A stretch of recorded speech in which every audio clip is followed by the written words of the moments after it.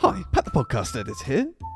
Should you really be shouting about all of the work you do? Well, today on Knowlton Nuggets, we're taking a look back at episode 41, where Dan and Lloyd discuss milking the top 10% and why it might be better to pick and choose the work that you discuss. Let's take a look.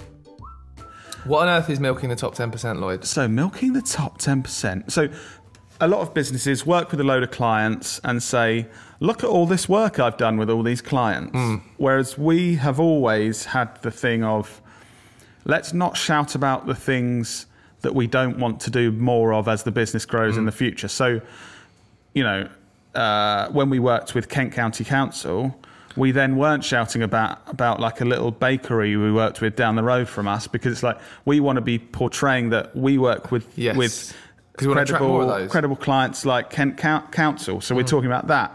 Then we start to work with Eurotunnel, and we're talking about working with Eurotunnel. And as it went on, and I guess the next kind of stage where we really, that milking the top 10%, and I think something that was great for our business is Dan had an opportunity where we built up Dan's personal brand enough in the marketing space that you had the opportunity to deliver training to a lot of big brands that are known around the world, which that classic milking the top 10%, then we're always going to be like, we've worked with these big well-known brands of FIFA and Nestle and stuff, because it's like, obviously that's going to attract more of the work we want than saying Barbara's Baps down the road. That's the name of a bakery, by the way. That's not a woman's. But I also think that the one before that training one in Dubai, the Eurotunnel one, the thing that was really reassuring to me was the decision maker in that business actually said how and why they got in touch with us, and they'd been following us for like 2 years and read our blogs and saw us me speak at events and seen us at networking, and it just reassured me of all the things we were doing were right. Not all of them were right, but like we were going in the right direction. Do you know what I mean? Yeah, definitely, because we've always had that long-term approach, the inbound approach we've spoken about in previous episodes and stuff, which is always scary because you're just saying, this will work long-term, but you don't know until the long-term happens, at least a couple of years.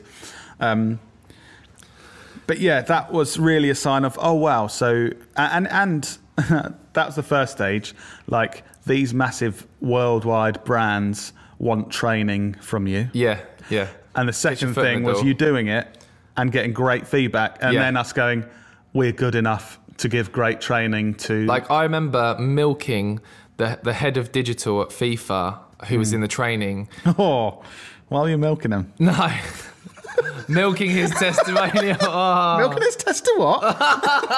Shut up.